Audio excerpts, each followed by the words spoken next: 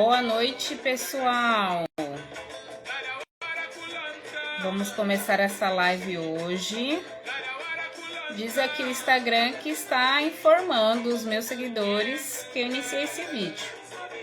Vamos ver. Ah, já temos gente entrando. Boa noite para as pessoas que estão chegando.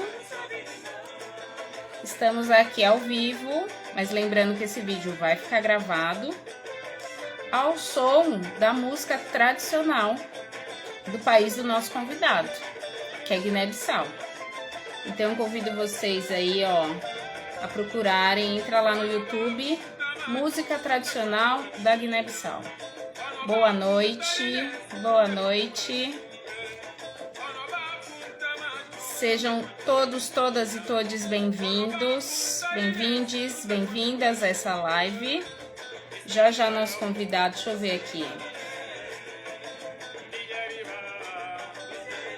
Ele falou que vai entrar. Bom, enquanto ele não entra, eu quero compartilhar já com vocês, porque hoje eu vou ficar mais caladinha, tá?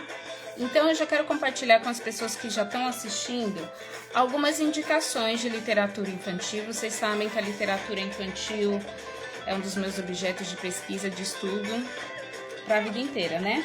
E aí eu quero indicar esse livro aqui, ó, Meus Contos Africanos.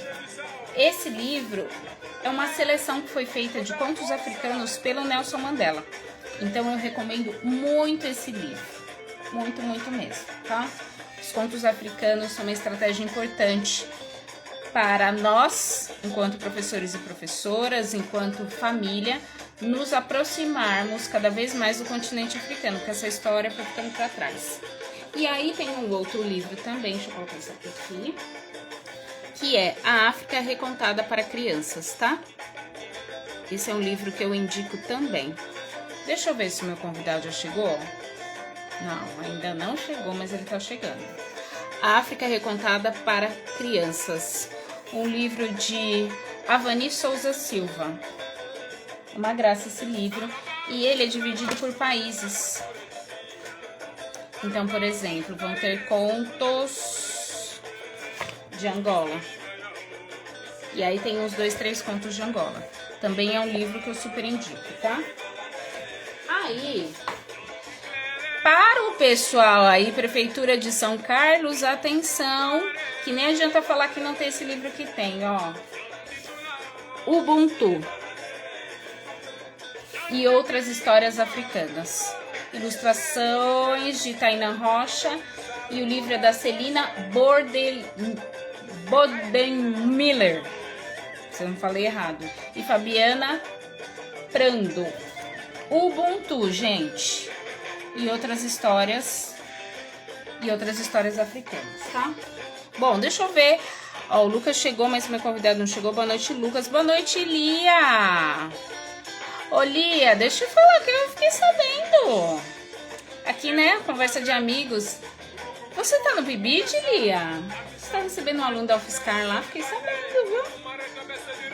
Cuida bem dele, viu? Bom, enquanto a Oliveira não entra, eu vou indicar mais um. Esse aqui é pesado.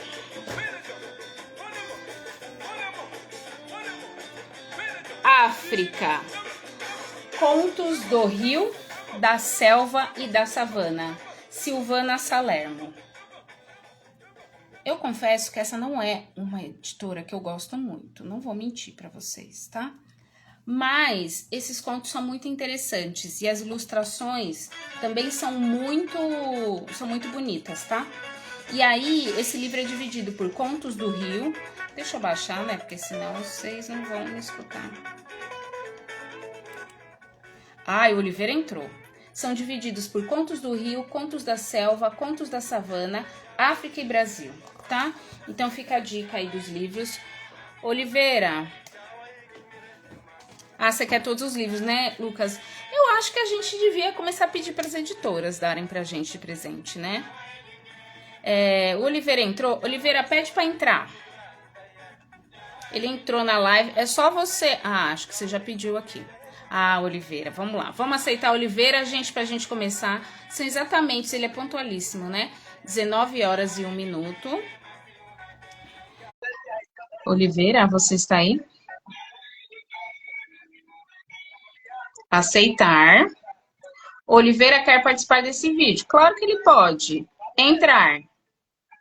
Ih, Oliveira.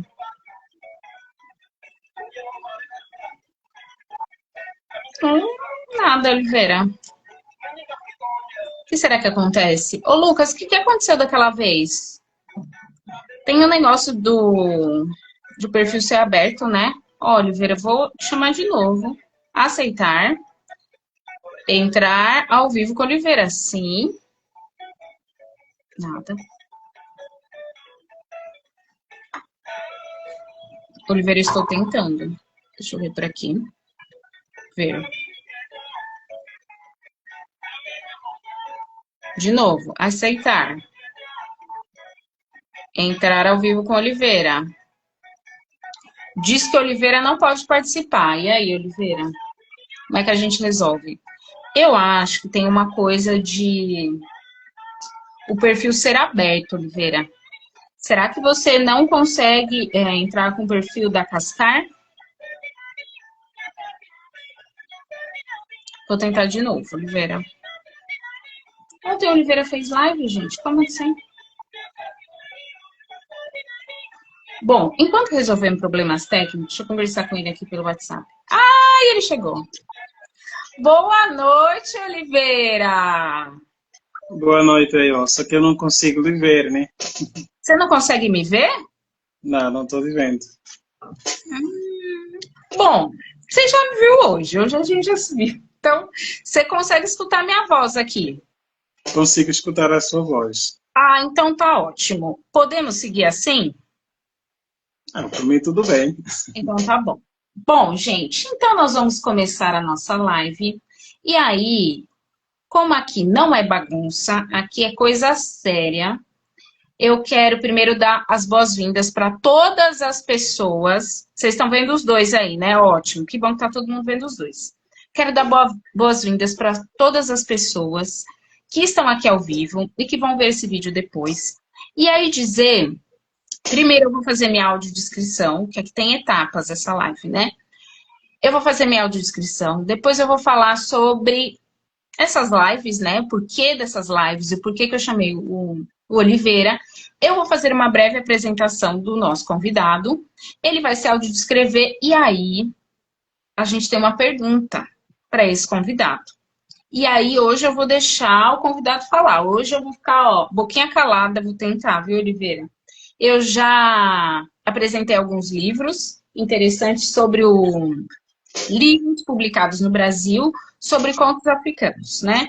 Livros que eu considero, assim, que são possíveis de trabalhar, tá? Então, minha audiodescrição. Eu sou uma mulher negra e eu estou uma mulher negra de pele retinta. Eu estou sem óculos hoje, tenho cabelos crespos curtos que estão presos para cima. Eu estou com um colar azul, disseram que está muito bonito. Eu tenho brincos dourados, que tem um olhinho grego aqui. Estou com uma blusa de frio marrom claro. Ao meu fundo tem uma estante com plantas e livros e um relógio, certo? Bom, antes do Oliveira se autodescrever, eu quero apresentar brevemente esse convidado. Depois ele vai poder falar um pouco sobre ele. Ele é o Oliveira. O Oliveira é da Guiné-Bissau. Guiné-Bissau é um país africano. E atualmente o Oliveira é coordenador da comunidade acadêmica africana de São Carlos e região, mais conhecida como a Cascar. Certo, Oliveira? O Oliveira também é membro do NEAB, do Núcleo de Estudos Afro-Brasileiros da UFSCar. E eu vou colocar uma a mais, tá, Oliveira? O Oliveira também faz parte do grupo de estudos Educação das Relações Étnico-Raciais da UFSCar. O tema de pesquisa do Oliveira, porque o Oliveira vai contar para vocês, o tema de pesquisa dele é formação de professores na Guiné-Bissau e justiça social.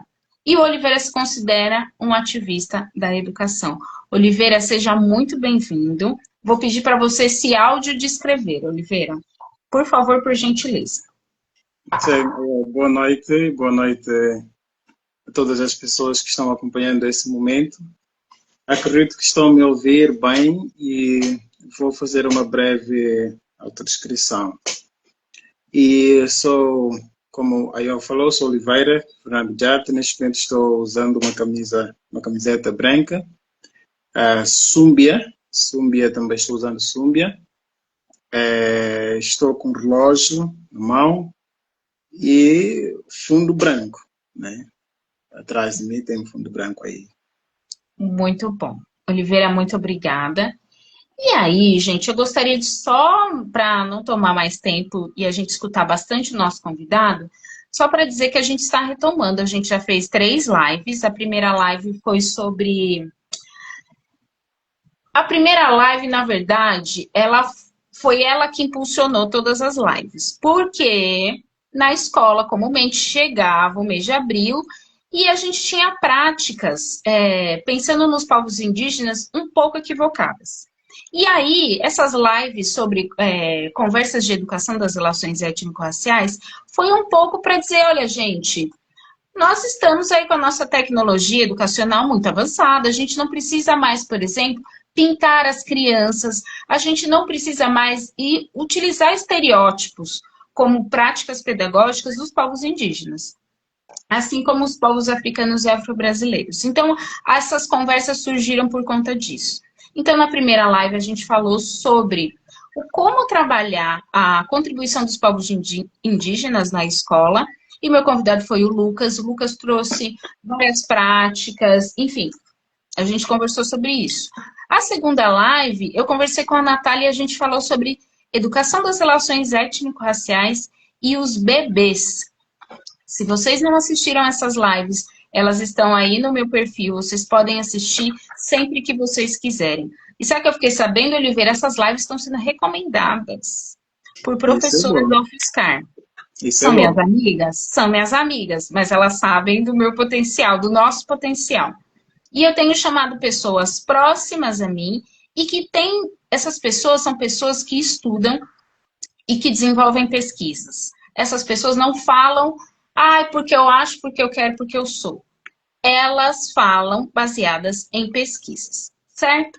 Bom, dito isso, deixa eu seguir meu cronograma. Agora, eu falei, o Oliveira Sádio escreveu, muito bem. Agora, Oliveira, a pergunta que não quer calar. O povo aqui tá na live. E aí, essa live, a gente não vai falar da África. A gente vai falar de um país africano. E a pergunta que eu te faço, Oliveira, essa noite.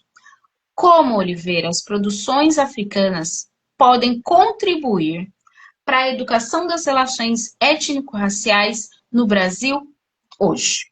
E aí, Oliveira, você está com a palavra, fique muito à vontade.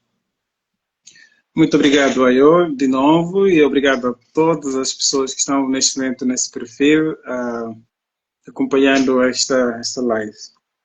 Começando pela abordagem e a pergunta, na verdade, que é uma pergunta interessante, porque o tema dessa semana é uma questão, não é? Um questionário que nos remete a várias fontes que é para trazer uma resposta assim, que alinha mesmo com a pergunta. Mas antes disso, eu queria só fazer algumas contextualizações que são importantes, que é para a gente chegar naquilo que realmente importa, né? Eu quero começar uma certa provocação com uma afirmação, não é? Dizendo que a dúvida, de certa forma, a dúvida nos remete numa questão de aprofundar sobre qualquer assunto, né? Isso nos leva a questionar, por exemplo, como é que as padronizações ganharam muito espaço dentro do espaço escolar mesmo, quando você se refere à questão da educação, à questão da inclusão e tal, né? Agora, quando você pensa no continente africano como um todo, é um pouco complexo falar do contexto específico da Guiné-Bissau, principalmente nesse caso da educação, sem sequer trazer uma contextualização geral daquilo que é a inspiração geral do continente como um todo, né?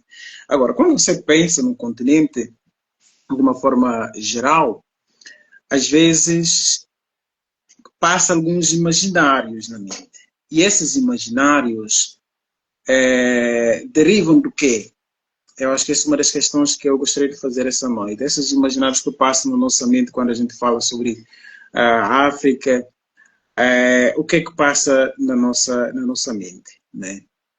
Ou seja, os relatos escritos sobre o continente africano, será que realmente conferem os relatos e todas as descrições feitas sobre o continente africano do ponto de vista da produção do conhecimento e tudo mais, e não só, será que conferem ou não? Então, hoje vamos tentar falar um pouco sobre isso. Mas antes de prosseguirmos, eu tenho 3 problematizações aqui.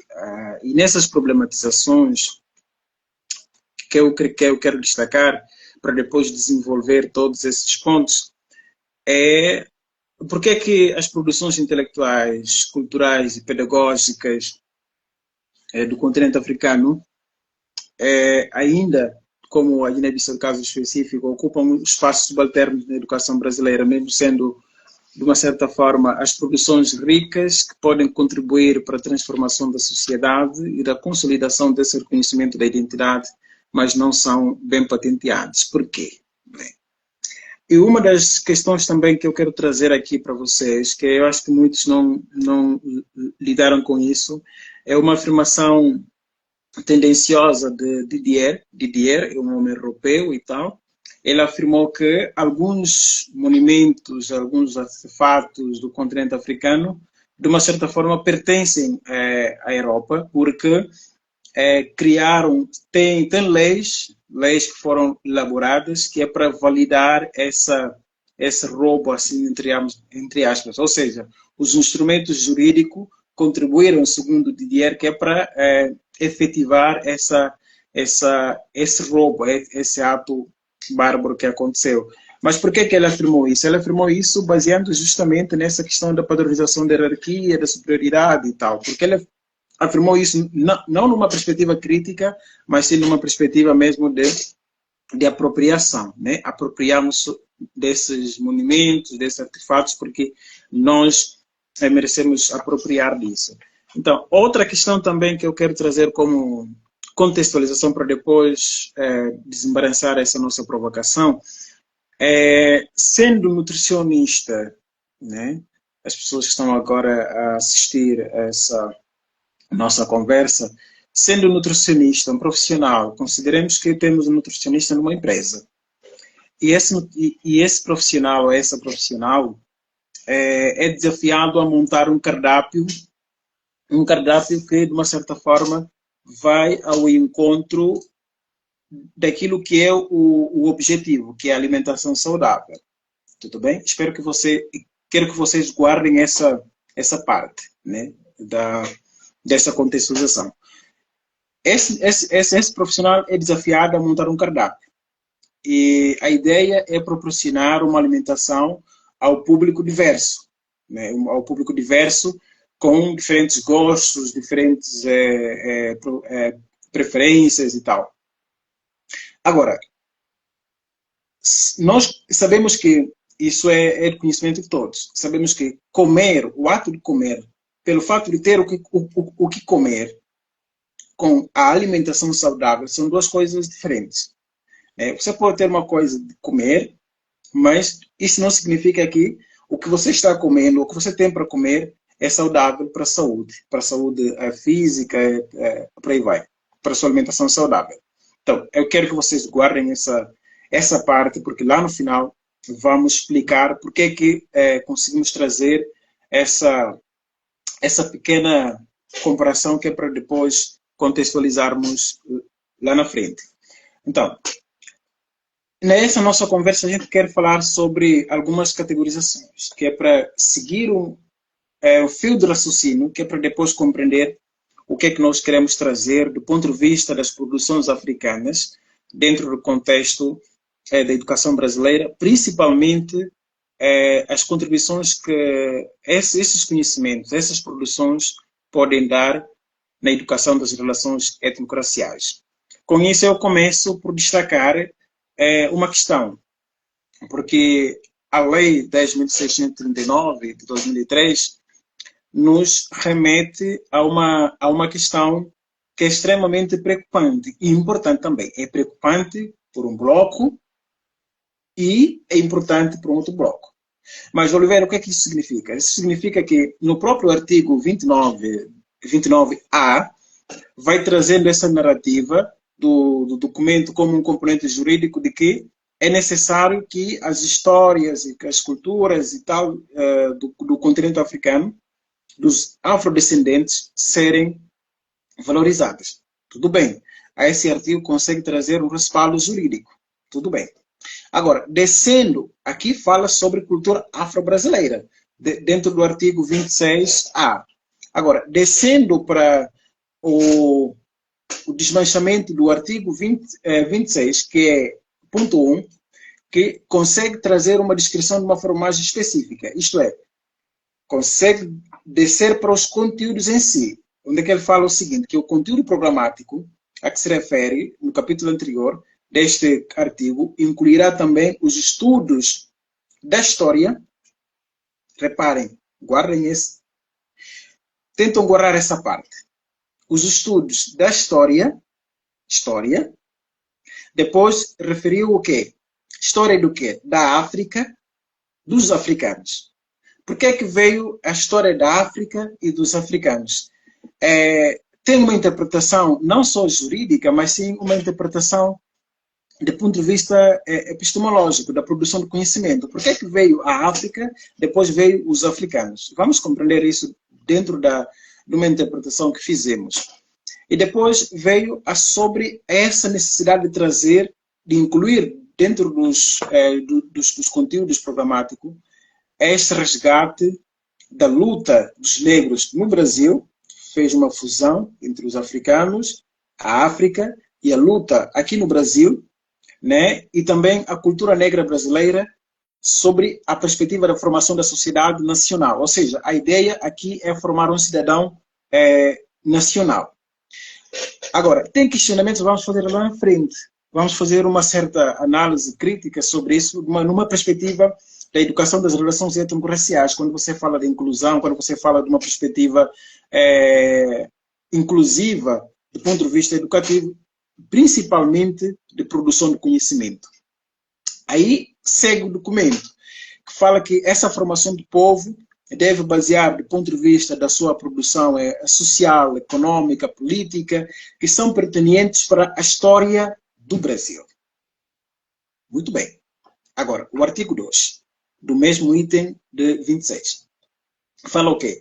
Que os conteúdos referentes à história e que a cultura afro-brasileira são ministradas no âmbito de todo o currículo escolar, em especial da educação artística, muito importante, a educação artística, literatura e história brasileira. Tudo bem, Oliveira, tudo bem. Educação artística, literatura, história brasileira. Muito bem. Eu destaquei esses trechos do próprio documento, que é um respaldo jurídico, que é para fomentar a nossa discussão lá na frente. Por que é que temos aqui uma descrição, principalmente do ponto de vista cultural, artística, da literatura, da história? Temos esses 4 eixos dentro do documento. E um dos eixos que podemos incluir aqui é essa perspectiva da formação do cidadão nacional. Tudo bem. Então, temos 5 eixos que é para vermos como é que esses eixos, de uma certa forma, enquadram nessa perspectiva da formação, principalmente da educação das relações étnico-raciais.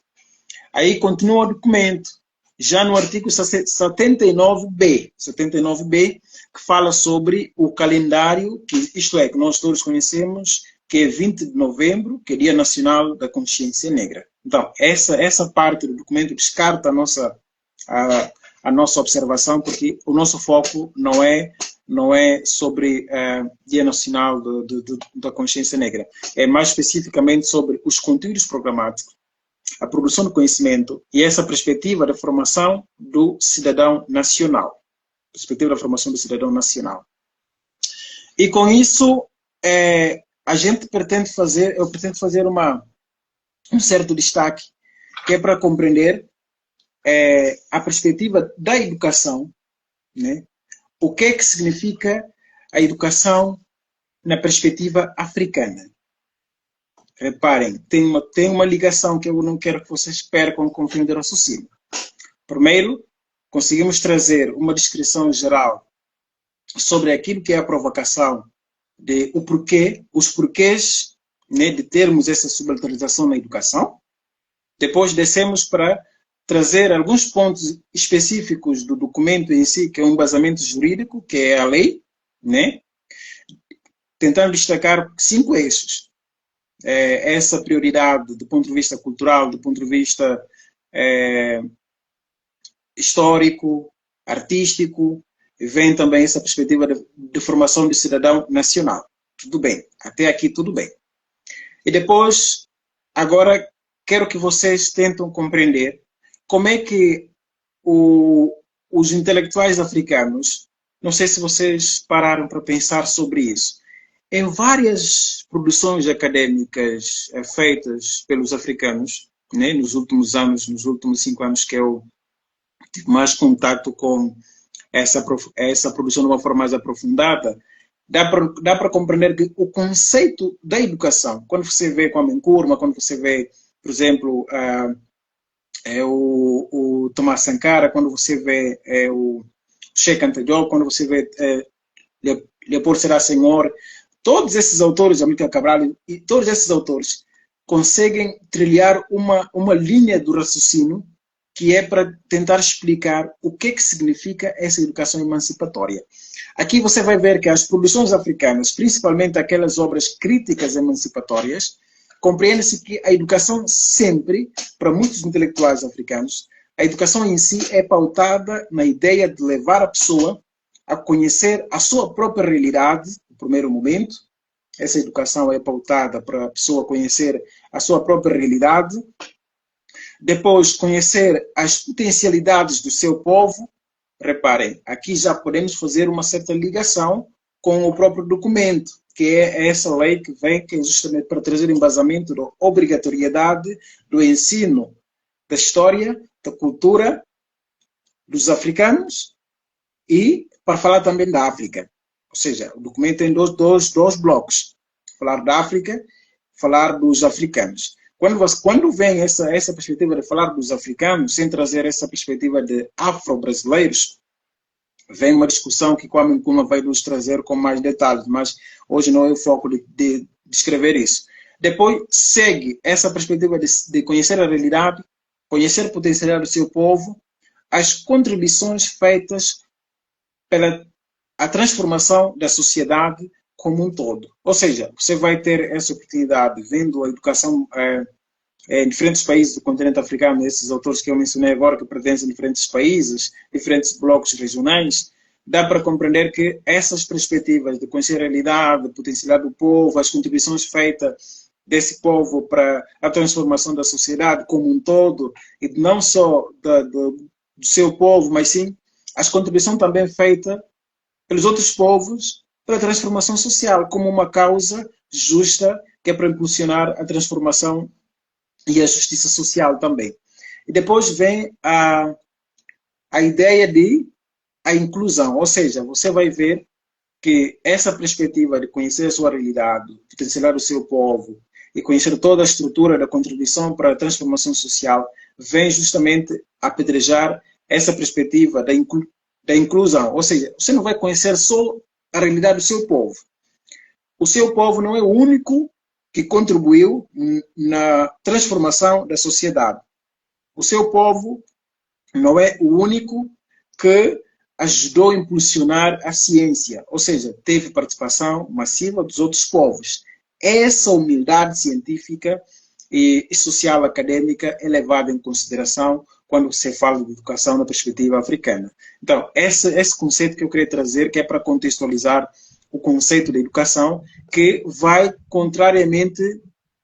contramão mesmo com aquilo que a gente assiste na prática em diferentes universidades, inclusive. Né? Você vai ver que a perspectiva é falar de um povo com mais, com 99% você fala de um povo, é como se aquele povo tivesse mais privilégios de intelecto, né, humano, de ter essas produções só, porque é inconcebível, saindo um pouco fora, é inconcebível acreditar que um único povo, uma única classe social, contribuiu que é para alavancar tudo que nós conhecemos hoje como a ciência. Isso é inconcebível. Então, por isso que essa educação na perspectiva africana vem alinhando com essa perspectiva da inclusão. Agora, Oliveira, posso só dar uma paradinha? Só dar uma paradinha? Eu acho que é fundamental para as pessoas que estão aqui acompanhando entender quando você parte dessa ideia dos autores e das autoras africanas de educação, porque ela é fundamental para a gente entender e também pensar na diferença que tem a nossa educação, seja pelos conceitos ou seja pela prática. justamente Hoje, essa parte do conceito, eu vou chegar lá, principalmente na questão da padronização dos conceitos. E não só padronização, mas de uma certa forma o que eu vejo aqui, tento relacionar com, nessas 2 semanas que eu estava a estudar sobre isso, tento relacionar, mas o que significam os conceitos? Como é que a gente problematiza os conceitos? Eu vou chegar lá, mas pode acrescentar. não, é só para terminar, para fazer um gancho, que isso é fundamental para a gente entender a diferença e por que que hoje, em 2025, a gente ainda briga, luta e tenta conquistar, à base de muita pesquisa, mas à base de muita luta política, a educação das relações étnico-raciais. Porque no Brasil se tem a ideia de que, bom, essa é a nossa educação. Quando a gente olha para o que se ensina hoje no Brasil, se ensina a partir de ideias e de cientistas, enfim, de referências do continente europeu, né? Então, esse é o foco. Então, quando o Oliveira traz essa perspectiva de educação africana, já muda. Você não vai saber só sobre você. Claro Exato, que você vai saber sobre você, sobre o exato, seu povo, mas você não aprende o seu povo como único. exato. Todas as pessoas podem contribuir. E, Todas as e que todas as pessoas. pessoas de fato contribuíram, né, para Isso. para esse campo que é a ciência. E houve as apropriações. Quando você, por exemplo, volta lá atrás, vendo essa questão de artefatos, é que tem essa dificuldade. Tem um autor, eu acho que eu acho não, é de bloco francófono, mas é africano, né? Quando eu falo bloco francófono, é nessa perspectiva colonial mesmo, de invadir um país e impor a sua língua, né? Eu acho que as Sim. pessoas vão compreender nessa perspectiva. Ele é um arquiteto, né? Ele conseguiu desmanchar isso, dizer que, até a dificuldade, você tem um monumento no seu país, um país europeu, por exemplo, mas esse monumento, até nome, você não consegue pronunciar o nome desse artefato. E, aí, e mesmo assim você insiste que lhe pertence. Né? E essa apropriação, de uma forma robusta, né? Embasando principalmente nessas ferramentas jurídicas que criaram uma certa legislação que é para legitimar aqueles roubos. Né? Aí, a própria interpretação, os significados daqueles movimentos, eles perdem essa conexão. Eu vou chegar nessa parte de monumentos, explicar, principalmente na parte da problematização dos conceitos. Né? Agora, dando continuidade aqui, o que a Iô falou é extremamente importante, porque essa perspectiva de conhecer sobre si, conhecer a sua realidade, saber as contribuições do seu povo, vai justamente nessa linha de conhecer si mesmo, né, de fortalecer essa base da identidade, saber que o seu povo não está de bandeja apenas para receber, não é um povo passivo que vai só recebendo o que os outros produziram, do ponto de vista intelectual. Quando a gente chega na Guiné-Bissau, vou desmanchar essa parte, porque tem uma perspectiva também muito forte nessa questão. E depois vem também essa parte humilde, dizer que o meu povo participou de tudo, participou nisso. Mas também o outro povo, que não é o meu, participou também na construção daquilo que nós conhecemos como a ciência, daquilo que nós conhecemos como a estruturação da sociedade. Então, esse respeito, essa diversidade, dizer que o meu não sobrepõe do outro, o do outro é do outro, não significa que dele é melhor que o meu, não significa que o meu é melhor que ele, é muito importante para partirmos nessa perspectiva da educação das relações étnico-raciais, porque vai mesmo nessa base da inclusão. Agora, trazendo essa perspectiva da produção dos conhecimentos, fazendo já um link com essa parte da produção dos conhecimentos dos africanos e africanas, né? Trazendo o continente como um bloco e as personalidades como as pessoas que impulsionaram essas produções. Aí vamos recorrer ao Nkrumah. Nkrumah é um grande intelectual do Burkina Faso, né? Grande intelectual de Gana, né? De Gana. Ele é de Gana. E o que é que ele afirmou nas suas produções? Ele disse que nesse conceito da identidade, às vezes a gente pega o conceito de identidade, a gente tenta trazer algumas abordagens culturais e tal, mas ele foge dessa linha, vai trazendo o quê? Que a identidade se baseia nessa transcendimento da perspectiva da limitação geográfica. Ou seja, resumindo isso de uma forma mais resumida, o que é que ele quis dizer? Ele quis dizer que o ser africano, nessa perspectiva de identidade, é todo ser que nasceu ou deveria nascer no continente africano, ou seja, dentro desse território físico. Ou seja, para ele, essa perspectiva de identidade transcende essa limitação geográfica que os geógrafos impuseram. Então, aí entra uma concepção que é muito importante, que é uma discussão também que vem ganhando espaço, né? As produções das pessoas pretas, negras, de modo geral, são produções que deveriam formar um bloco, que é justamente para apetrejar, e ele sempre realçou que nós, quando ele falou nós, ele tentou englobar todas essas produções, todas essas pessoas pretas de diferentes cantos do mundo. Aliás, Nkrumah talvez pode ficar um pouco longe. Vou trazer um autor que talvez é mais familiarizado no contexto brasileiro, que é o Malcolm X, né? Que em uma das conferências ele afirmou que ele, apesar de nascer nos Estados Unidos da América, mas ele é africano.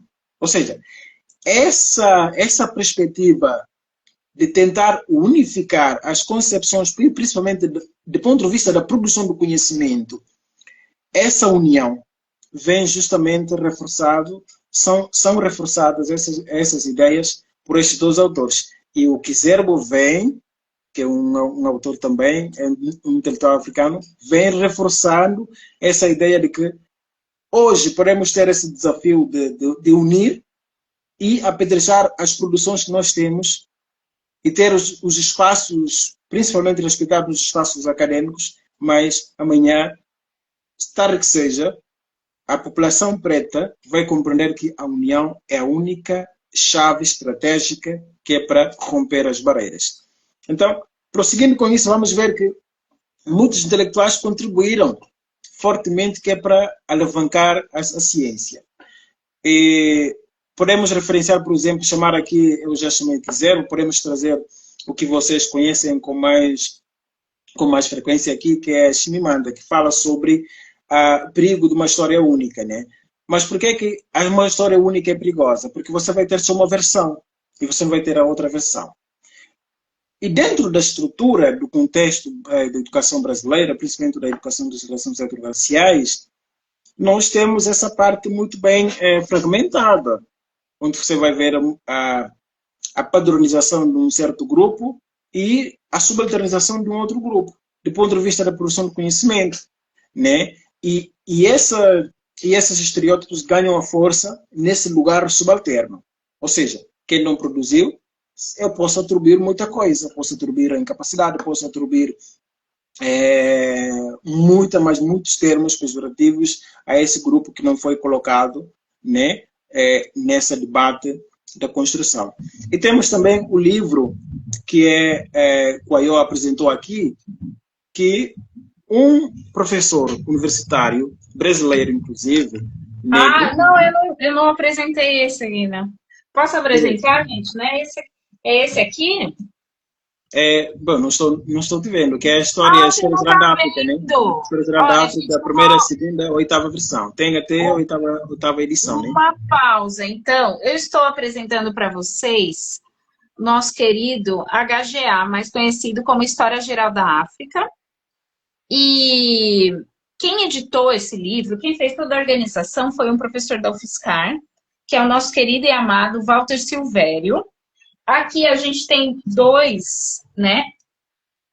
Na verdade, são 8 volumes, né, Oliveira? Aqui a gente Oito tem os volumes. 8 volumes em síntese em 2 livros, que é esse aqui, Pré-História e Século XVI, e o outro, do século XVI ao século XX, História Geral da África. E é importante uma coisa aqui, dentro dessas produções, o próprio Walter falou sobre isso, né? Que também, porque eu li principalmente o primeiro volume, né? Ele enalteceu uma coisa que eu observei também no livro, que é extremamente preocupante, mas que parte de um ponto de construir já a base. Que ele falou que, apesar de ser um documento muito importante, mas ainda carrega algumas concepções eurocêntricas, né? Então, ele mesmo sendo organizador, ou sendo professor também, reconheceu isso. Então, aí vem um olhar crítico da nossa parte enquanto leitor. Toda obra que a gente vai ler, a gente precisa ter esse cuidado também para ver quais são, de facto, as imposições ou imersões eurocêntricas que estão presentes na obra. Né? Isso é muito fundamental, que é justamente para fazer as contextualizações de uma forma mais precisa. Agora, vamos ver também essa concepção de Leopoldo Sédar Senghor, que é um intelectual senegalês, mas muito chave quando você discute essa questão da administração central enquanto conceito. Né? Descendo um pouco, temos Henry e temos também Cheikh Anta Diop, né, que tem várias produções que podem ser aproveitadas em diferentes áreas de saber, filosofia, economia, antropologia, várias produções que podemos aproveitar. E ele, inclusive, criou um laboratório no seu país que é para apedrejar os estudos científicos antes da sua morte. E temos também o Carlos Lopes. Carlos Lopes, inclusive, vai ser tão interessante. Carlos Lopes é um guineense que foi convidado, inclusive, pela presidência do Brasil, né, que é para participar no COP30. COP30 ele vai fazer uma abordagem, principalmente fazendo essa análise climática do sul global. Ou seja, é um intelectual africano que a gente precisa também, de uma certa forma, aproximar, que é para conhecer as concepções, as produções, né, desse autor. Ele escreveu várias obras, e temos aqui também o Jorge, que é o Jorge James. Jorge James, aí eu posso escrever aqui, eu vi que aí eu estou escrevendo os nomes aqui. Temos Jorge James. Jorge James que escreveu sobre a filosofia grega roubada, ou seja, essa adulteração, essa manipulação da história do ponto de vista filosófica, né, egípcia. Então, ele escreveu sobre esse livro, falou sobre a filosofia grega roubada, né? E também temos o quê? Temos a Clenora. A Clenora é uma autora que é extremamente importante quando você fala dessas produções, como é que essas produções africanas podem contribuir na educação brasileira, principalmente para o enfrentamento, ou seja, contribuir nessa educação das relações etnorraciais. Por quê? Porque, por um lado, temos um conceito que é feminismo.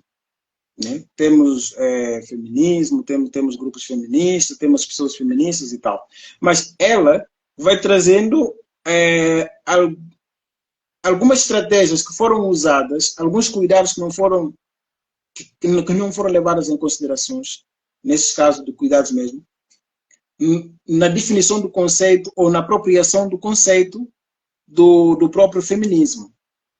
E ela vem com esse termo como um conceito de mulherismo africana, ou seja, mulherismo africana recuperando a nós mesmos. A obra, uma das obras dela que eu destaquei aqui para vocês é a Mulherismo Africana. A Mulherismo Africana, rompendo com essa perspectiva da padronização do feminismo, né? Trazendo o que é mulherismo na perspectiva africana, né? E como é que nós podemos conhecer a nossa própria pessoa a partir desse conceito, né? Aí a Clenora também vai trazer essas colocações. E temos o Amílcar Cabral, que dispensa apresentações, mas que a gente não conhece. Você vai falar, mas além do José Reival, temos José Reival, que é um autor também muito importante, mas eu quero destacar a Amílcar Cabral. Por que é um autor que dispensa apresentações? Porque aqui a gente conhece Paulo Freire, mas a gente não consegue fazer uma discussão. Por que Paulo Freire, ao viajar para Guiné-Bissau, se deu conta com as produções feitas por Amílcar Cabral e falou, você tem essas produções, são produções que de facto vão contribuir, que é para alinhar com as minhas estratégias enquanto pedagogo. Então, se o próprio Paulo Freire, que é a nossa referência hoje, de uma certa forma, se identificou muito com as produções de Amílcar Cabral, por que a gente não aproveita também essa produção de Amílcar Cabral? Né? Essas produções feitas, os pensamentos dele, que ele fez centenário no ano passado. Então, é muito importante compreender essas dimensões das produções e peso dessas produções, porque a nível mundial é um segundo líder com mais influência, pautando principalmente nas suas produções acadêmicas. Porque é um líder, além de ser visionário, influenciou justamente essa luta de libertação de Guiné-Bissau, Cabo Verde e de vários países do continente africano, principalmente os países que fazem parte da costa ocidental do continente e África Central. Você vai ver que ele influenciou a libertação, a luta de libertação de uma forma bem estratégica da Guiné-Bissau, Cabo Verde, Angola, Moçambique. Você vai ver que esses países tomaram independência depois da Guiné-Bissau. Ou seja, a Guiné-Bissau serviu de uma certa forma de inspiração para esses países. Então, por isso que é importante também, de uma certa forma, aproximar esse autor, que é Amílcar Cabral, estudar as suas produções, principalmente nessa parte da produção de conhecimento, da resistência e por aí vai. E temos Kwame Nkrumah. Kwame Nkrumah, quando eu falo Kwame Nkrumah, eu trago algumas produções dele. E uma das produções que me impacta bastante é sobre o neocolonialismo, que ele escreveu sobre o neocolonialismo, os pensamentos dele sobre essa maior doença que nós temos, né? E também ele escreveu sobre a Revolução Africana. E essa produção dele sobre a Revolução Africana vem justamente nessa perspectiva de identificar a sua potencialidade enquanto um ser humano, enquanto pessoa, e depois lutar pela sua própria independência do ponto de vista cognitivo, pensar por si mesmo, criar esse pensamento crítico e depois disso conhecer os seus direitos, né? Por que você de facto deve lutar pelos seus direitos? Então, essa obra vem desmanchando essas fundamentações críticas que nos dão um embasamento, que é para a nossa afirmação enquanto povo preto, enquanto povo negro, dentro desse hemisfério global. E também ele falou sobre... Sim. Me fala de novo, Amir, A-M-I-R, Kumar, com K ou com C? Kwame Nkrumah é K-W-A-M-A-E. K-W-A-E. M-E-M-E. K-W-A-M-E.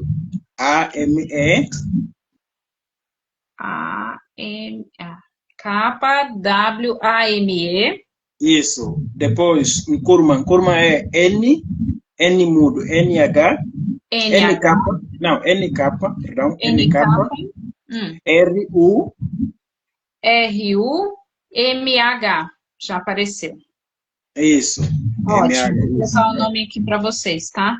Exato. Tem vários coisas na internet, inclusive. Ele escreveu sobre o neocolonialismo, as ideias dele sobre a Revolução Africana, sobre o rumo à libertação nacional, né? E também ele escreveu uma obra que está em inglês, eu acho que muitas pessoas também podem comprar. Inclusive, algumas obras estão na Amazon, né? Dá para ter acesso. Ele escreveu sobre a África deve se unir. Vem mais essa discussão da união na perspectiva africana. A África deve se unir. Né? É uma obra também muito importante dele. Agora, há uma questão que eu quero destacar. Quando eu falo lá no início do documento, que é um embasamento jurídico 10.639, 2003, que fala sobre o quê? Espero, porque falei para vocês guardarem aqueles 4 pontos, 5 pontos que eu destaquei. Qual era o primeiro ponto aí? Que é sobre a necessidade de ensinar a cultura afro-brasileira. Vem a palavra cultura afro-brasileira. Depois, história da África, história dos africanos. Isso. Né? Depois vem o quê? Depois vem essa perspectiva da formação do cidadão enquanto cidadão nacional. Isso. Mas antes, Oliveira, tem um destaque na normativa, na lei, o foco para educação artística, história e literatura. Exato, tem esses focos. Aí vamos ver que todos esses focos são importantes, são itens fundamentais, né? Mas dentro dessa perspectiva da produção acadêmica, científica, eu quero trazer uma provocação, assim, para pensarmos, né? A África, de modo geral, o continente africano, não se resume à cultura. Agora, quando a gente... Não sei se vocês já pararam para pensar, né? Quando você fala da África, o que a pessoa faz já link? O continente tem cultura tem cultura bonita, né? Tem cultura boa. Né? As pessoas lá têm culturas diversas. Dança, né? Tem dança, as pessoas dançam legal, né? As pessoas têm roupas bonitas. Roupa colorida. Esses discursos. Oliveira, isso significa que a cultura não é algo importante? É super importante. Essas produções artísticas são conhecimentos que estão ali, né? São riquezas, tem a ver com a identidade e tudo mais. Mas por que as pessoas fragmentam essas coisas? Você coloca o continente só nesse pacote da cultura, da produção artística, por aí, pronto. Depois, onde está a ciência, né, Oliveira? Por quando exemplo, você fala da Europa, você já tira a ciência. Você já, se é a Grécia, essa palavra vem da Grécia. Ou seja, de uma forma sutil, não vem à tona essa discussão científica, que o discurso já consegue apagar, e vem essas produções que a própria sociedade construiu algumas ferramentas que é para subalternizar tudo que tem a ver com a cultura. Tudo que tem a ver com a produção artística e tudo que tem a ver com a história. As pessoas ignoram esses fatos que são importantes, mas, no entanto, não falam sobre as produções acadêmicas, sobre os intelectuais africanos. Dentro desse debate, para identificar o continente enquanto um continente que produziu e produz e contribuiu para o alavancamento daquilo que conhecemos hoje como a ciência. Agora, vem também uma outra questão, quando estamos a falar de fortalecimento dessa lei, a gente precisa parar também para pensar. Enquanto profissional, como é que eu estou a levar essa imagem, esses imaginários, de uma forma sutil, do continente africano? Hoje é 25 de maio, Dia da África. Então, vamos ensaiar as crianças para apresentar uma música. É bom, mas por que vocês não saem também as crianças, por exemplo, para falarem de uma produção que foi feita por um cientista africano, por exemplo? Isso. Eu acho que esses casamentos, essas ligações, são importantes, que é para apetrejar justamente esse debate da produção científica dessas pessoas, porque isso vai trazendo mais essa questão da autoestima, por exemplo, da pessoa preta, de uma criança preta. Né? Isso vai trazer também essa identificação de que o meu povo, de uma certa forma, contribuiu no alavancamento daquilo que conhecemos como a ciência. Contribuiu com a ciência e a tecnologia. E aí, Oliveira, eu quero fazer uma indicação para os professores e professoras que estão aqui assistindo. que não conhecem, né, alguns intelectuais que o Oliveira citou, eu recomendo fortemente vocês hoje, ou quando puderem, entrarem no YouTube e escreverem Sheikh Anta Diop. Sheikh Anta Diop. Vão ter inúmeros vídeos. E aqui tem um vídeo, porque aqui, Oliveira, no Brasil, existe uma ideia, primeiro, de que o Egito não está no continente africano. Ele é descolado, né? Exato. E aqui tem um documentário do Egito. Tem um documentário muito interessante.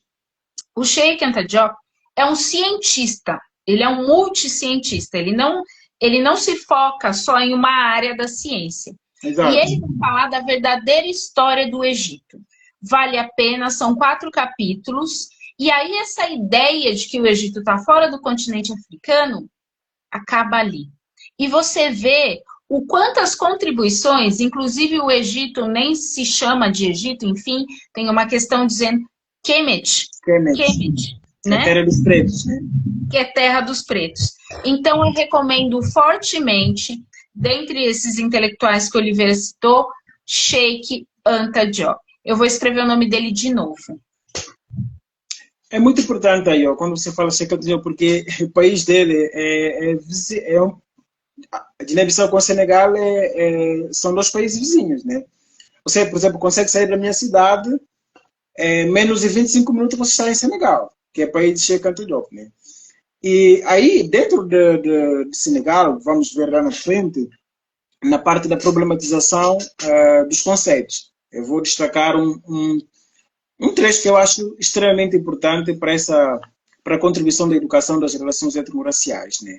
Aí, como eu estava a dizer, essa visão de não se limitar o continente apenas à cultura, à produção científica, à produção artística, é extremamente importante. É preciso sim falar disso, mas acrescentar também que, de facto, o continente tem outras visões, tem outras produções, principalmente científicas. E vem outra questão que é extremamente importante.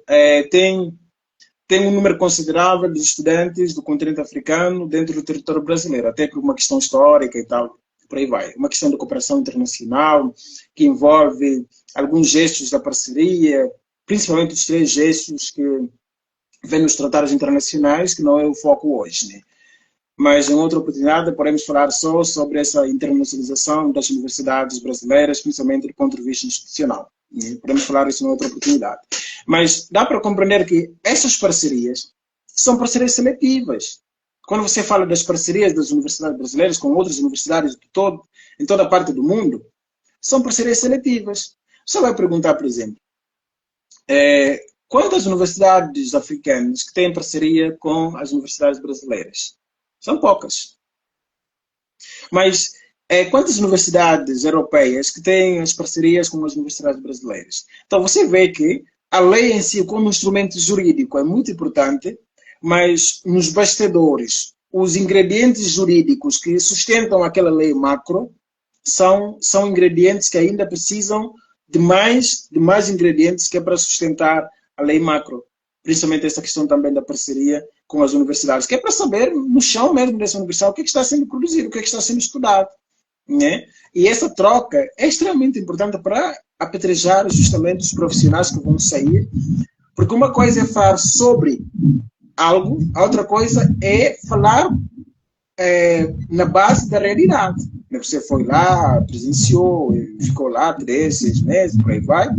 Você leu, se compreendeu, mas também você passou lá mesmo como um espaço físico, compreendeu toda a dinâmica da produção de conhecimento, toda a vivência social e todas essas interrelações. Isso vai mexer com a sua padronização que você tinha sobre o continente e sobre a padronização do mundo. Isso mexe com todo o tabuleiro mesmo do ovo. E outra coisa também. Um adendo bem pequenininho, com relação às parcerias de universidade, a gente tem, hoje eu estava conversando isso com um amigo, com o Lucas, né? Dentro da pós-graduação a gente tem a possibilidade do doutorado sanduíche.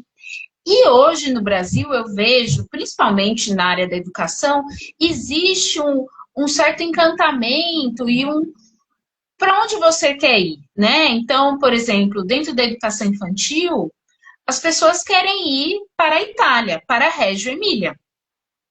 E eu não vejo nenhum movimento dentro da universidade, pelo menos eu não sinto esse movimento dessa parceria de brasileiros. Quer dizer, não, eu sinto esse movimento inclusive foi construído pelo governo federal agora, de alunos da graduação irem para Moçambique, por exemplo.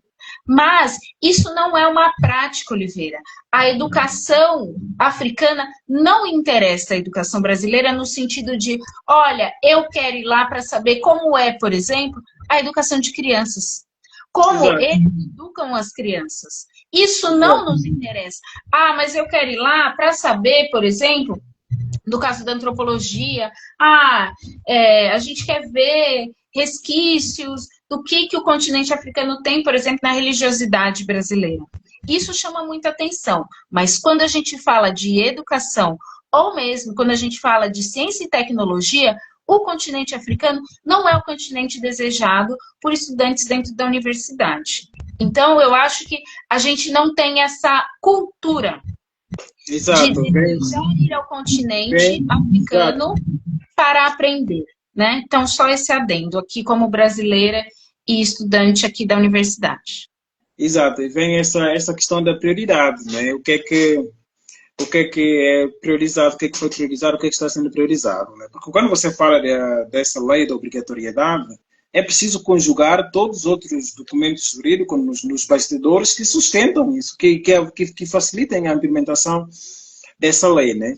Temos a lei da base do sistema educativo, que eu vou falar dele depois, que tenta enaltecer essa parceria com as universidades, que é para ter visão do mundo, né? Ter visão do mundo e ter visão da sua realidade e ter essa visão do mundo, porque é para sustentar justamente e ampliar esse seu repertório enquanto estudante universitário, né? Isso é extremamente importante. E também, com isso, eu quero trazer uma questão que aqui, entre aspas, nós podemos falar de papagaio, né? Que é uma reprodução que as pessoas, de uma certa forma, fazem quando você fala da educação das relações educacionais, principalmente tentando trazer alguns conceitos, alguns autores, que é preciso, principalmente, trazer essas contextualizações, né? Por exemplo, quem escreveu sobre isso? Em que contexto escreveu, né? Por que escreveu sobre isso? Então, acho que é importante contextualizar. Você falou aqui de Cheikh Anta Diop, por exemplo, tentar compreender por que a tese dele foi rejeitada, por que depois foi aceita. Então, é importante conhecer esse panorama histórico, que é para embasar o seu repertório e saber fundamentar isso, né? E com isso, eu quero, para chegarmos já, estamos na fase final, um caso específico da Guiné-Bissau, né? Que Cabral e os outros intelectuais que influenciaram justamente essa padronização, ou seja, essa evolução da humanidade, de modo geral. E com isso eu quero trazer uma contribuição de Mário Mbo. Mário Mbo é um historiador também guineense, que hoje infelizmente não está de vida, mas um historiador muito importante, inclusive foi um historiador que foi muitas vezes convidado pela Federação Russa, que é para contribuir nessa construção da história, né? Então, ele é uma figura muito importante. Quando você fala da Guiné-Bissau, eu quero trazer uma referência de monumento histórico. E alguns pontos que marcaram essa constituição da nação. E como é que isso pode refletir na educação das relações étnico-raciais? Você tem a questão de Monte-Timba. Mas por que é Monte-Timba? Monte-Timba, vocês podem pesquisar também, tem no YouTube e outras plataformas digitais. Monte-Timba é um símbolo, assim. Hoje nós conhecemos esse símbolo como símbolo de resistência, por aí vai, né? É um símbolo assim, é uma estátua que está lá na praça. Coloquei inclusive hoje, né, na postagem que eu fiz, não sei se dá para perceber, aquele símbolo lá é Monte-Timba, né? Aí tem justamente essa ideia de por que Monte-Timba está lá? O que significa? Essa contextualização é extremamente importante. Monte-Timba significa tem dois blocos de interpretação. Né? Primeiro bloco, ele denuncia esse símbolo que está lá, como estátua e tal. O primeiro bloco denuncia uma escalada de escândalo feito pelos invasores. Ou seja, os invasores violaram tudo quanto que é lei, direitos básicos das pessoas. Então, Mbonditiva vem justamente para denunciar essa escalada de escândalo, que quando a gente pensa num monumento histórico, uma estátua, ou colocação do nome de uma pessoa referente, uma rua, colocação de rua, de estradas, por aí vai, edifícios, instituições, a gente tem que pensar o que é que isso significa para a sociedade, o que é que isso significa para a constituição da sociedade como um todo. Agora, esse símbolo aqui, como uma estátua na cidade, simboliza essa denúncia dos escândalos que foram feitos pelos invasores. Isto também poderia servir, por exemplo, para a educação das relações étnico-raciais. Quando você fala das relações étnico-raciais, tenta trazer algumas imagens de inspiração. Quando você quer trazer essas questões de estátua nas ruas da cidade, colocar o nome das pessoas nas instituições, ruas, bairros, por aí vai. Esses nomes inspiradores, esses símbolos inspiradores que tragam essa questão da autoestima.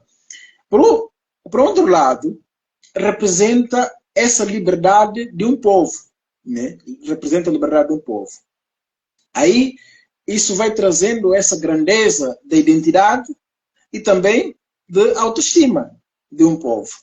De dizer que não, nós sabemos o que vocês fizeram, por isso que denunciamos isso, repudiamos esse comportamento nesse caso dos invasores, mas ao mesmo tempo também nós resistimos. Resistimos, temos essa autoestima e essa independência do nosso povo. E com isso eu trago dois economistas, que são pedras fundamentais para a interpretação daquilo que nós conhecemos como o campo da economia. Eu trago o Paulo Gomes. Paulo Gomes é um economista que transcende, perpassa mesmo o território de Guiné-Bissau, porque Guiné-Bissau é um país bem pequeno. E aí esse economista transcende essa leitura nacional, porque ganha uma repercussão internacional justamente pelas suas contribuições nas áreas econômicas. Mas será que a gente conhece? A gente não conhece. Aqui, quando eu falo da gente, eu falo dessa referência da sociedade brasileira como um todo. Né? Tá, eu trago também Carlos Lopes, que fala sobre África em Transformação.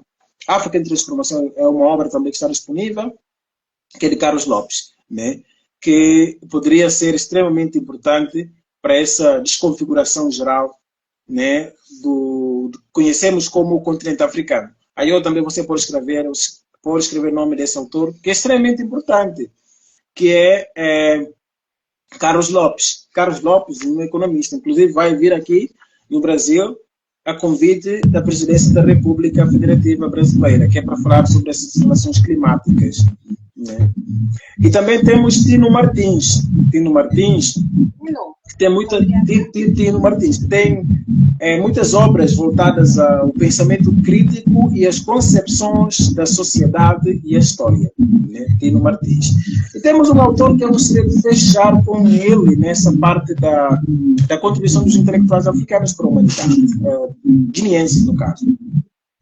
Temos o Emílio Cafte Costa. O Emílio Cafte Costa é um intelectual no campo jurídico que escreveu recentemente um livro sobre sistemas de governos da lusofonia. Isso inclui o quê? Guiné-Bissau, Portugal, São Tomé e Príncipe, Cabo Verde, Angola, por aí vai, até o Brasil, inclusive. Então, é importante conhecermos isso. O que é que esse autor fala sobre esses sistemas de governo? Inclusive, na apresentação do seu livro, no lançamento do livro, lá em Bissau, na Faculdade de Direito de Bissau, ele conseguiu trazer essa narrativa dos governos anteriores brasileiros. Como é que esses governos, como é que esses sistemas se dialogam mesmo com os ideais da constituição daquilo que nós conhecemos como a sociedade e a constituição de um povo enquanto sociedade geral. Então, é extremamente importante conhecer sobre Cafte Costa, é isso mesmo, Cafte Costa com dois F. E temos também, num contexto guineense, para acelerarmos, para encerrar essa nossa conversa, antes dos anos 80, nós fomos colocados, enquanto país, naquela sub-região, como um dos países mais limpos a nível da sub-região. E temos também as produções internas, até que a gente conseguia exportar, tirar o nosso país para outros países. Também temos o quê? Temos importação e exportação, por aí vai, e temos as fábricas, inclusive de carros, temos fabricação de leites. Então, essas coisas que a gente não vê, a gente só vê o quê? É África, é Guiné-Bissau, então é isto, mas aquilo. Mas o que é que aconteceu depois? Depois das interferências externas, principalmente nessa concepção da moeda, de sobrepor, de dizer que o dólar sobrepõe todas as outras concepções econômicas, vem essa ideia com as intencionalidades de globalização, né? E vem também essa parte da interferência externa, principalmente nesse ponto de vista econômico. Nisso, conhecemos aquele famoso boicote, que todo mundo sabe explicar, inclusive, que é boicote de uma forma sutil, que entrou de uma forma sutil, que veio com uma certa armadilha de globalização, isto para conhecermos também, porque o Kizerbo vai trazer uma discussão sobre a globalização em si, os globalizados e os globalizadores, ou seja, as pessoas que globalizam os outros, né? Que tentam trazer essa ideia de que nós podemos criar uma linha única de raciocínio do ponto de vista econômico, social, científico, por aí vai. Então, esses boicotes veio de uma forma sutil, de uma forma estratégica, que é para minar as produções internas. Minar as produções internas, algumas fábricas não conseguiram prosseguir por causa de boicotes e tal, e também barrou os avanços do ponto de vista da produção e fomentou o quê? Fomentou justamente essas imposições econômicas e aumentou o espírito de consumismo. Ou seja, nessa época veio essas estratégias que justamente para desmantelar, né, esses avanços e com isso trazer essas imposições econômicas que nós conhecemos hoje e que o próprio Carlos Lopes vai discutir na transformação, África em Transformação, né, e em várias obras dele. Você vai ver que essas imposições, principalmente feitas pela França, não temos teve esses estudos para falar sobre isso. Essas imposições dificultaram justamente os avanços dessas fábricas de carros, inclusive, com essas apropriações nacionais. Agora, para fechar a conversa, eu quero que vocês recordem da primeira fala. Da primeira fala que eu falei aqui sobre nutricionista. Não sei se vocês lembram do nutricionista. Aí você lembra do nutricionista? O objetivo da nutricionista é fornecer uma alimentação saudável. Que não significa, às vezes, ter o que comer, não significa alimentação saudável, não significa alimentar saudável. Foi isso que você falou. Beleza. Agora, para fecharmos a nossa fala, quando se fala ou se trata das produções africanas, as pessoas simplesmente generalizam. Vou trazer um exemplo. Muitas pessoas conhecem grande monumento de Senegal. Aquele monumento lá que tem um homem segurando uma criança, assinalando a projeção do futuro e tal. Aí eu acho que você conhece esse monumento. Eu conheço. Um homem, uma mulher e uma criança, e ele apontando para o futuro, tem uma coisa assim. Beleza. Mas esse símbolo, né? Quem é que arquitetou isso? Não sei. É justamente aqui que eu quero chegar. Ou seja, há essas... se você colocar mesmo na internet, porque a internet também, de certa forma, não escapa dessa sutilidade e colocar todo o africano no único pacote. Dizer que há um monumento africano. Um monumento africano pode ser que um europeu foi lá construir. Entendeu? Então, há essa concepção de uma forma sutil. E aí, nós vamos compreender que é preciso contextualizar. Aí, nessa necessidade de problematizar os conceitos nas escolas, entra essa preocupação. Porque esse símbolo da memória, que é esse monumento, que eu vou explicar quem é que escreveu, que é o próprio Pierre Atep. Pierre Atep foi o cérebro por trás desse monumento. É um arquiteto senegalês que projetou, que de uma certa forma projetou, perdão, por assim dizer, projetou esse monumento. Mas é importante justamente contextualizar quem é esse arquiteto. Esse arquiteto é africano, é senegalês, que arquitetou esse monumento histórico, que representa essa questão do futuro, essa questão da independência, da liberdade e tal. Mas é um monumento histórico muito importante. Quando você vai para aquele símbolo de Paris, você vai ver um contexto histórico lá. Foi projetado por isso, esse engenheiro X, né, que é francês e tal. E aí, essa descrição é extremamente importante, que é para romper também com essas reproduções, esses estereótipos, por exemplo. Ou subalternizações. Quando você fala monumento africano, entra essa ideia de mundo, de africano. É um africano. É monumento africano, mas é monumento africano. Quem construiu?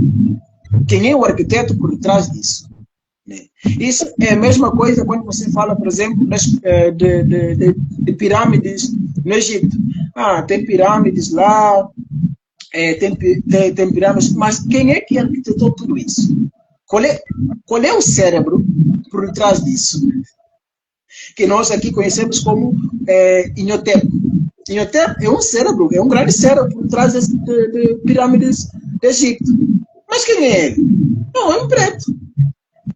Então, eu acho que, de uma certa forma, há algumas intencionalidades nas nossas falas, quando a gente fala de educação das relações étnico-raciais, que às vezes não é nossa culpa. A gente, de uma certa forma, consegue reproduzir só aquilo. É uma pirâmide que está no Egito. O Egito é um país africano, segundo as teorias de Cheikh Anta Diop, que tentam dizer que os povos quemetianos são povos pretos. Mas quem é? Quem é o cérebro por trás disso? Né? Quem é o cérebro por trás do movimento de renascença africana? Eu acho que aí aquele pulo do gato que a gente estava falando. É essa a ideia, porque isso tem a ver com ciência. Alguém produziu, isso tem a ver com conhecimento. Quando você atribui, tá lá. É como se as pirâmides caíssem, entendeu? Você não atribui o conhecimento a um grupo de pessoas que pensou aquilo, que fez a ciência, que usou normas técnicas e padrões, entendeu? A gente vai continuar associando o povo africano, a África é festa, é o tambor, e não é assim. É cultura, né? É expressão artística, e aí fica nesse mundo e não transcende isso. E quando a gente tenta fazer uma contextualização, principalmente nessa parte da problematização dos conceitos, a gente não consegue trazer esses detalhes que são importantes. Dizer que foi o fulano X, esse fulano X é do país Y, esse país Y é o país que faz parte do continente africano. A sua formação é isso, é extremamente importante. Que é para depois estudar essa pessoa, quais são as contribuições desse cérebro? Porque a Universidade de Cheikh Anta Diop tem uma universidade de renome em Senegal, com o nome Cheikh Anta Diop. É uma universidade de renome. Com certeza, os arquitetos que estudam lá estudam as teorias de Pierre. Estudam teorias da Atep mesmo. O que ele desenvolveu? Como é que ele desenvolveu? Quais são as técnicas que ele usou? Mas se formos ver, a USP, por exemplo, tem arquitetura, né? Vamos ver grade curricular. Será que esse cara está lá? Não está. Eu vou ler uma informação sobre o monumento. O Monumento da Renascença Africana é um gigantesco monumento estatutário de bronze que representa os 50 anos da independência do Senegal. Ele é localizado na cidade de Dakar e conta com 49 metros de altura. Arquiteto Pierre Atepa. Exato. E quando você quando você fala uma pessoa sobre o monumento do Senegal, ele conhece, essa pessoa conhece, sabe que tem lá a Renascença Africana, vai explicar tudo que você explicou aqui, mas essa contextualização certamente não vai vir à tona. Então, eu acho que é importante contextualizarmos nessa perspectiva. Então, para encerrarmos mesmo, é que essa ideia do nutricionista é uma é, é uma colocação configurativa, né? Porque quando a gente fala de educação, a ideia é da nutrição mesmo, do ponto de vista do conhecimento. Mas será que a nutrição que a gente consegue ter acesso dentro da universidade nos leva a essa alimentação saudável do ponto de vista da produção do conhecimento? É uma questão que cabe cada um refletir e ver a sua volta, a sua trajetória acadêmica e ver se de fato foi bem nutrida ou nutrido durante o processo da educação ou não. Né? Tem alguns comentários aqui que não sei se a eu quer ler ou não, mas da minha parte é isso, e eu agradeço, estou à vossa disposição, se tiver qualquer dúvida, qualquer esclarecimento, qualquer comentário, estamos aqui para somar. Obrigado, Ayo. Eu te agradeço, Oliveira, muito obrigada por essa conversa enriquecedora, nutritiva e saudável, e aí eu queria que você fizesse uma propaganda, Oliveira. Eu gostaria que você convidasse as pessoas para aquele evento da Cascar. Exato. Como você abriu essa sessão, vou aproveitar a oportunidade. Aproveito esta oportunidade para, enquanto membro da comunidade africana de São Carlos de Região, enquanto coordenador também, aproveito para convidar todo mundo, todas as pessoas, para participarem na Semana Acadêmica, 20ª Semana Acadêmica Africana de São Carlos de Região, que vai começar dia 24. Na verdade, começa dia 18, cidade de Araraquara. Depois, ali, aqui em São Carlos, começa dia 24 com torneio. Depois tem abertura oficial dia 25, Flor de Maio, 17 horas. É importante realçar uma coisa aí, em um minuto só. Quando você fala dessa perspectiva da união, vê-se que, quando você fala do movimento social, movimento negro, há essa tendência também de fragmentar, infelizmente, de fragmentar. Eu sou negro, mas sou negro brasileiro, então esse aqui é africano. Então, de uma certa forma, essas interferências também interferem nesse ponto de vista da união e trazer essa concepção geral que a gente tem enquanto um povo, né?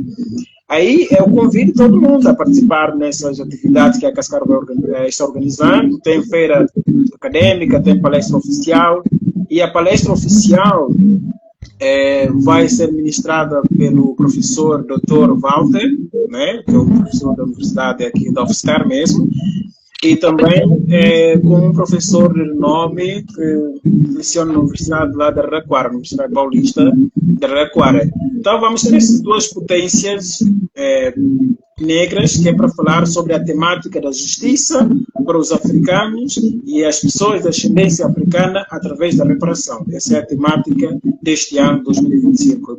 Realçando que a Cascar vai fazer 20 anos de existência, então por isso que apedrejamos várias atividades que vão impulsionar essa reflexão crítica do ponto de vista da produção do conhecimento. Então, nós agradeceríamos muito se vocês participassem nas atividades ativamente. Tem a roda de conversa, tem oficinas de língua Yorubá, língua Xangan de Yorubá de Nigéria, Xangan de Moçambique. Né? Temos duas línguas africanas que é para conhecer também essas potencialidades linguísticas. Né? E tem uma feira africana com as empreendedoras, empreendedores, mulheres, inclusive, na sua maioria, porque teve uma inscrição masculina, que vão expor seus produtos. Esses produtos carregam também os fatos históricos, inclusive ligados ao continente africano. Vai acontecer dia 30, mas para acompanhar tudo, é bom consultar a página da Cascar, que é para... daí vocês vão ver todas as informações possíveis. Já coloquei a da Cascar. E vai ter o famigerado, o esperado jantar dançante, é isso, Oliveira? Vai ter jantar dançante, que é para fechar todas as atividades, né? E as pessoas só veem jantar dançante. Quando você fala da Cascar, você fala, festa africana, né? Não fala, semana acadêmica, isso. Então, acho que a gente vai rompendo esses discursos, né? Aos poucos. As atividades. Então, fica aqui o convite, gente. Uma ótima oportunidade para a gente se aproximar, para a gente se inteirar, para a gente conhecer, para além das dicas de leitura aqui que eu ofereci, mas para a gente vivenciar. Então, por exemplo, a língua, vivenciar a realidade das pessoas na roda de conversa, enfim, eu acho que vale muito a pena. E fica essa dica, então, sigam lá nas redes sociais, @KCAASCAR, Cascar, tá bom?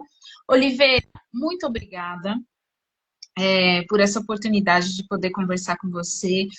O Oliveira é um grande amigo, um grande parceiro de pesquisa, que eu admiro muito, né? Pela sua qualidade enquanto pesquisador, mas também enquanto pessoa. Para mim é muito importante estar próximo de pessoas como você, Oliveira. Quero agradecer também todas as pessoas que passaram por essa live. Lembrando que essa live vai ficar guardada. E também sigam o Oliveira nas redes sociais, tá bom? Gente, uma ótima noite, Oliveira. Ótima noite, muito obrigada. Obrigado, Ayo. Eu que agradeço. Tchau, gente. Tchau, gente. Como é que eu Obrigado faço? por todos vocês que assistiram.